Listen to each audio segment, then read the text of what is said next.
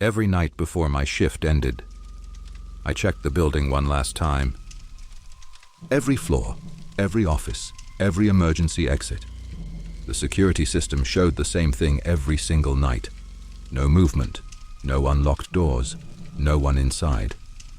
I trusted that system for years, until one night. I heard footsteps, slow, steady, walking somewhere behind me. I turned around immediately. The hallway was empty.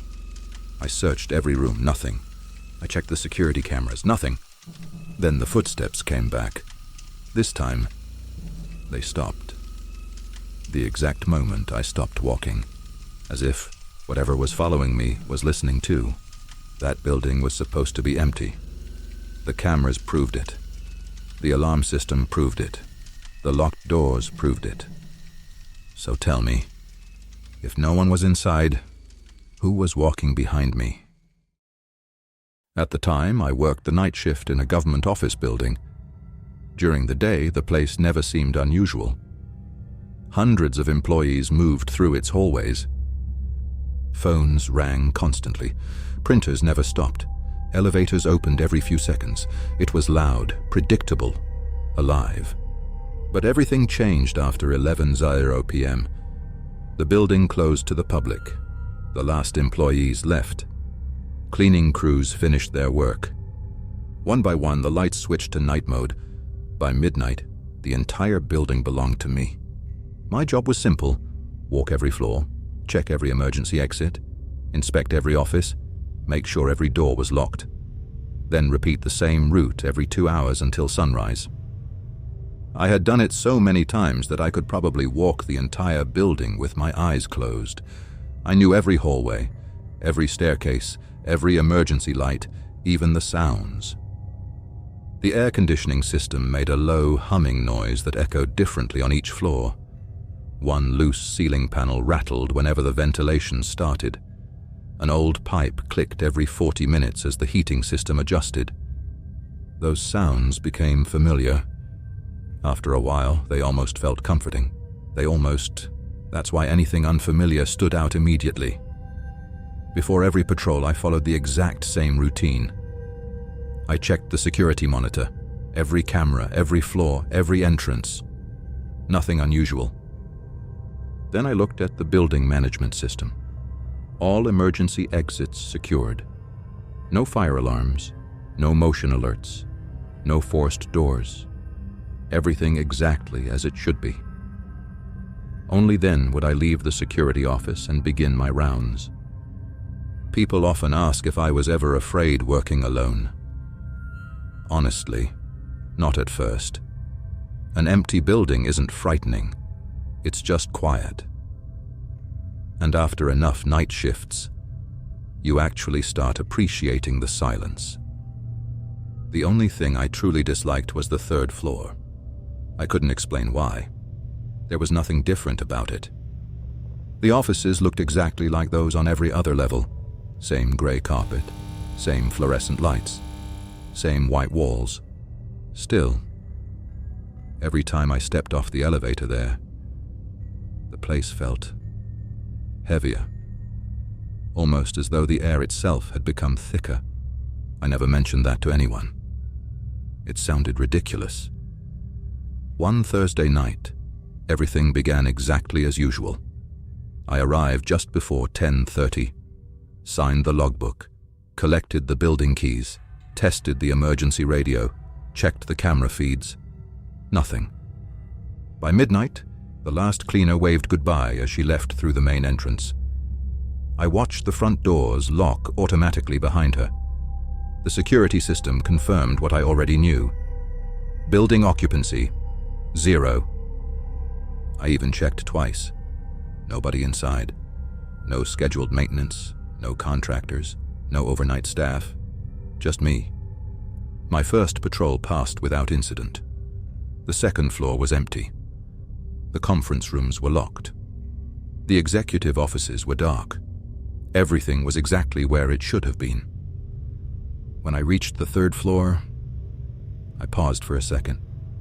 Not because I had seen anything, because I noticed something missing. The humming sound from the ventilation system had stopped. For the first time since I started working there, the hallway was completely silent. Not normal silence, the kind of silence that makes you aware of your own breathing. I stood still for a few seconds, listening. Nothing. No machinery. No air moving through the vents. No distant elevator. Just silence. Then, I took one step forward. And somewhere, farther down the hallway, someone else took one too. I froze. The sound stopped immediately. I waited. 5 seconds. 10. Nothing. I told myself exactly what anyone would. The building settles at night. Pipes expand. Old structures make noise. There's always a logical explanation. I took another step. The sound returned. One step. Perfectly matching mine. Somewhere, out in the darkness beyond the next corner. I didn't move. Not immediately. I simply stood there, staring into the dimly lit hallway. The sound had come from somewhere beyond the corner, far enough away that I couldn't see what had made it, close enough that I knew I hadn't imagined it. For several seconds, nothing happened. The hallway remained silent. I slowly reached for my radio. Control to Unit 1. No response. I frowned. The radios occasionally lost signal in certain parts of the building. It wasn't unusual. I tried again. Unit 1 to Control. Static, nothing else. I lowered the radio and listened. Still nothing. The logical part of my mind immediately began listing possibilities. An air vent. A loose ceiling panel. An animal that had somehow gotten inside. Even another employee who had forgotten something before leaving. Every explanation sounded reasonable. Until I remembered something. The building couldn't be accessed without a security badge. Every entrance had been locked for more than 2 hours, and according to the occupancy system, I was still the only person inside. I took another careful step. The hallway stretched ahead of me beneath rows of dim fluorescent lights. Half of them had already switched into energy-saving mode, leaving long sections of the corridor in shadow. Office doors lined both sides. Every one of them was closed, every one of them locked. I stopped again. Silence. Then, one step. Somewhere ahead. Not behind me this time. Ahead. I walked toward it. Slowly. My flashlight remained pointed at the floor, sweeping from side to side. Nothing. No movement. No open doors. No reflections.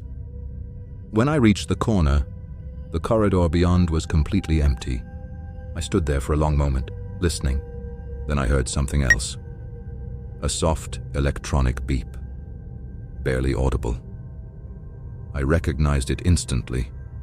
One of the access control readers, somewhere nearby. A security badge had just been scanned. I looked around. Impossible. There was no one. The nearest secured office was directly across from me. Its indicator light should have remained red. Instead, it flashed green. Once. The lock clicked. Then, without anyone touching the handle, the door slowly opened a few inches. I felt my pulse quicken. There had to be an explanation. Mechanical failure, faulty wiring, something. Keeping my flashlight raised, I approached the office. The room was dark, completely empty. Rows of desks, computer monitors switched off, chairs pushed neatly beneath them. Nothing out of place. I stepped inside. The air felt noticeably colder than the hallway. Not dramatically, just enough that I noticed it. I swept the flashlight across every corner. No one. I checked beneath the desks, behind the filing cabinets, inside the small break room connected to the office. Nothing. Then, the hallway outside creaked. One step. I turned instantly. The corridor was empty again. I walked back outside. The office door slowly drifted shut behind me. Click. The electronic lock engaged once more, exactly as if no one had ever entered. I stared at the card reader. Its small red light glowed steadily, waiting for the next employee, waiting for a badge that didn't exist. I pulled out my phone and opened the building access log.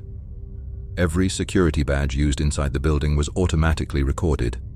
Date, time, door number, employee ID. If someone had entered that office, the system would prove it. I searched the last 5 minutes. Nothing. No access granted, no failed attempts, no activity at all. The door had unlocked, without anyone ever opening it. For the first time that night, I stopped trying to convince myself it was just an old building, because old buildings don't unlock secure offices by themselves. And just as that thought crossed my mind, I heard it again. Not one step, not two. This time, someone was walking steadily above me, on the 4th floor, a floor that had been completely empty, all night. I looked up instinctively. The footsteps had come from directly above me, slow, measured, as though someone was crossing the 4th floor hallway without the slightest concern that another person might hear them. I checked my watch. 2:17 a.m. The 4th floor had been part of my previous patrol less than 30 minutes earlier. Every office had been locked. Every conference room had been empty. I had even tested the emergency exit at the far end of the corridor before taking the elevator down. There was no reason for anyone to be up there. Still, I wasn't about to ignore it. I walked toward the nearest elevator. The hallway seemed quieter than before. The fluorescent lights buzzed faintly overhead, filling the silence with a constant electrical hum. As I pressed the call button, nothing happened. The button lit up, but the elevator didn't move. I pressed it again. Still nothing. Then, without warning, I heard the familiar metallic sound of cables moving somewhere inside the shaft. The elevator wasn't coming to me, it was already moving, slowly descending. The digital display above the doors changed. 6. A second later. 5. Then it stopped. 4. I waited for the doors to open. They didn't. For several seconds, nothing happened. The display remained fixed on the number 4, as though someone had called the elevator from that floor and simply left it waiting there. A cold feeling settled in my stomach. I pulled out my radio again. Static, no signal.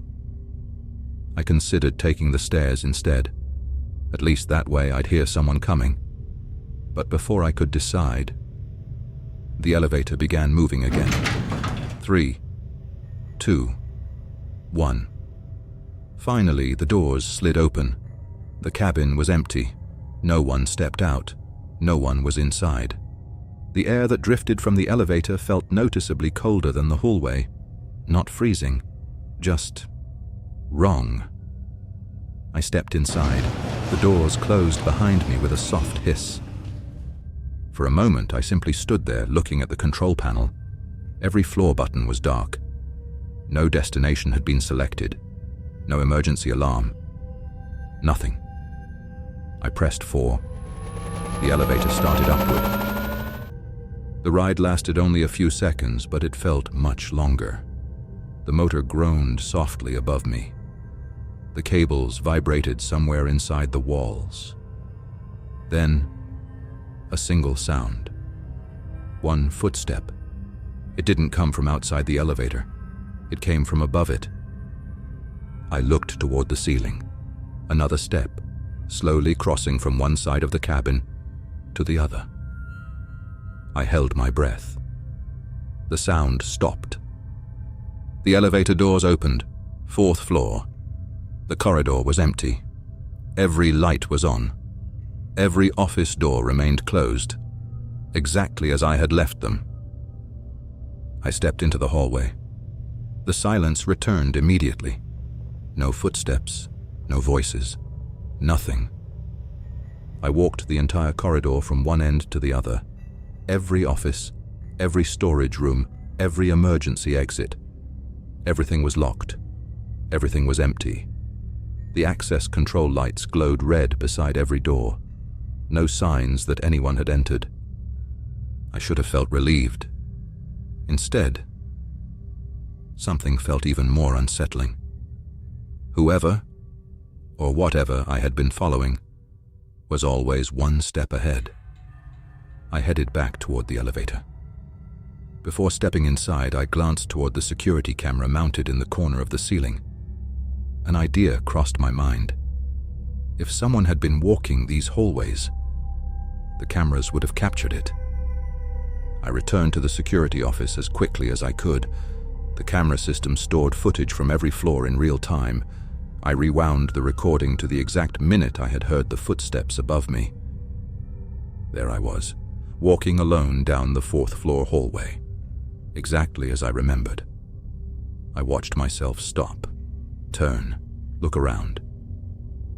The corridor behind me remained empty. Then I noticed something that made my hands go cold. A few seconds after I stopped walking, the microphone connected to camera 14 registered sound activity. The audio meter spiked twice. Once, then again, exactly where I had heard the footsteps. But on the video, there was nothing there, only an empty hallway, and me, turning toward a sound that the cameras had clearly recorded, but could not explain. I replayed the recording 3 more times. The result never changed. The hallway remained empty. The audio meter reacted. The cameras showed nothing. I leaned back in my chair and rubbed my eyes. Maybe the microphone had picked up vibrations from another floor. Maybe the sound had echoed through the ventilation system. There were still explanations. None of them felt convincing anymore. I opened the maintenance records. The building logged every technical fault automatically. Elevators, fire alarms, door sensors, power interruptions, even microphone failures. Nothing had been reported that night. Every system showed normal operation. I closed the report. For the first time since starting that job, I considered ending my patrol early. Not because I believed in ghosts, because something inside me kept insisting that I wasn't dealing with a mechanical problem anymore. At 2:43 a.m., I left the security office again. I wasn't trying to prove anything. I simply wanted to finish the rest of my rounds before sunrise. The building looked exactly the same. Quiet, orderly, almost peaceful. The 4th floor remained uneventful. So did the 5th. No footsteps, no strange noises. For nearly 20 minutes, nothing happened. Gradually, I began convincing myself that whatever I'd experienced was over. Then I reached the service corridor near the west stairwell. Unlike the main hallways, this section had no windows. The ceiling was lower. The fluorescent lights were older, producing a faint flicker every few seconds. The ventilation wasn't as strong there. The air felt still, heavy. As I walked through the corridor, my flashlight caught something unusual on the polished floor. A reflection, not of a person, not exactly. It looked as though someone had just passed across the light behind me, a darker shape moving through the reflection. I turned immediately. The hallway behind me was empty. I swept the flashlight from wall to wall. Nothing. I looked back at the floor. The reflection was gone. I stood perfectly still. The silence pressed against my ears. Then I caught a faint smell. Old metal, wet concrete, and something else. A sharp scent I couldn't identify. It reminded me of ozone after a lightning storm. It lingered for only a few seconds before disappearing completely. I took another step. A soft, dragging sound answered from somewhere ahead. Not footsteps. Something being pulled slowly across the floor. Scrape. Pause. Scrape. The sound stopped whenever I stopped moving. It continued whenever I walked. I wasn't imagining the pattern anymore. It was responding to me. My breathing became noticeably slower. Every instinct told me not to continue. But turning around meant walking back through the same corridor. I kept going. The scraping grew louder, still hidden somewhere beyond the next intersection. I reached the corner, turned. Nothing. An empty passage stretched in both directions. No movement, no open doors, no explanation. Then my flashlight flickered, just once. Darkness, light. In that brief moment, I heard breathing, not mine. Someone else's. Slow, close. Close enough that I instinctively stepped backward. The flashlight steadied again. Silence. No one stood in front of me. No one stood behind me. I told myself it had been the ventilation. Nothing more. I lowered the flashlight. As I did, I noticed something on the floor. Fresh footprints. Not muddy, not wet, just slightly darker than the polished surface. They began less than 6 feet in front of me, crossed the corridor, and ended abruptly against a solid concrete wall. There was no doorway, no hidden entrance. Nothing. The footprints simply stopped. I stared at them for several seconds. Then I raised my flashlight toward the wall. The beam revealed only painted concrete. No cracks, no panels. No place where anyone could have gone. When I looked back down, the footprints were gone. Completely. As though they had never been there. Before I had time to process what I'd just seen, my radio burst to life. Not with static, not with another guard calling. Just a single sound. One slow, deliberate footstep. Then silence. And from somewhere deep inside the building, I heard the exact same step, answering it.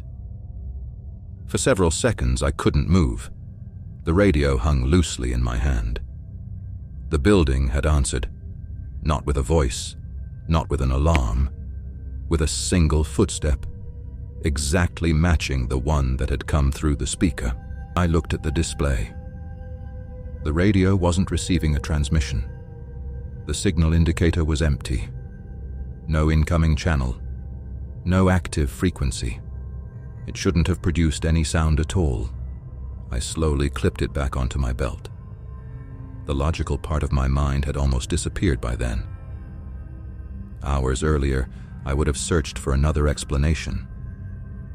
Now, I simply wanted the night to end. I headed back toward the security office. The route felt much longer than before. Every hallway seemed darker. Every reflection made me glance twice. Every sound forced me to stop and listen. Nothing followed me. At least, nothing I could hear. When I reached the office, I locked the door behind me. For the first time in years, I left it locked while I was inside. I sat in front of the monitor wall and watched the camera feeds one by one. Entrance, lobby, loading dock, stairwells, parking garage. Everything looked completely normal. I checked the 4th floor again. Empty. The service corridor. Empty. The west stairwell. Empty. I leaned closer to the screen. something caught my attention. The timestamp. One of the cameras had frozen for just under 4 seconds. Not enough to trigger an error, just enough to skip ahead. I opened the system log. The interruption wasn't there. According to the computer, the recording had never stopped. I replayed the footage. Again and again. Every time I reached that exact moment, the video jumped forward by 4 seconds, perfectly, always at the same point. No warning, no distortion, just missing time. I checked the cameras on every other floor. Only one had done it. Camera 14. The same camera whose microphone had recorded footsteps in an empty hallway. I sat there staring at the screen until I noticed something else. Not on the recording. On the live feed. The elevator doors on the 4th floor opened. No one stepped out. No one stepped in. The doors remained open for nearly 10 seconds. Then they closed. A minute later, they opened again. Empty. Closed again.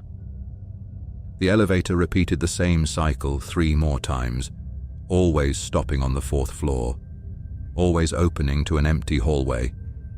Then, without anyone pressing a button, it started descending.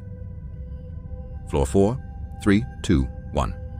The cabin arrived in the lobby. The doors slid open, empty. I watched the live camera for several seconds. Nothing happened. Then, very slowly, the motion detector beside the elevator turned green. Movement detected. The hallway remained completely empty. No person, no shadow, nothing crossed the frame. Yet the detector stayed active. 5 seconds, 10, 15, then it switched off by itself. I never finished my final patrol that night. When the morning staff arrived, I handed over the keys and wrote the shortest incident report of my career. Unexplained building activity. Recommend inspection of security and elevator systems. No one laughed. No one questioned it. The supervisor simply folded the report, placed it in a drawer, and looked at me for a moment. Then he asked a question that caught me completely off guard. Did you hear the footsteps before or after the elevator started following you? I hadn't mentioned the elevator. Not to him, not to anyone. I just stared at him. He nodded once, as though my silence had answered everything. Then he quietly said, "You're not the first person who's described it that way." I never worked another night in that building. Months later, I still catch myself listening whenever I walk through an empty hallway. Sometimes I stop without realizing it, just to make sure. Nothing stops with me, because the most unsettling part of that night wasn't that I heard footsteps in an empty building. It was realizing they always knew exactly where I was. I wish I could tell you that someone eventually found an explanation, that the cameras were faulty, that the elevator had a software issue, that the footsteps were nothing more than old pipes, loose panels, or an overactive imagination. But none of those explanations ever fit everything that happened that night. The security logs never showed another person inside the building. The camera footage never captured anyone walking the halls. And yet, the microphones recorded sounds that had no visible source. Over the years, I learned that I wasn't the only one who experienced something there. A few former night employees quietly shared stories that sounded disturbingly familiar. Footsteps in empty corridors, elevators stopping on deserted floors. The feeling that someone was always walking just out of sight. None of them could prove what they had experienced. Neither can I. Maybe every incident has a perfectly rational explanation.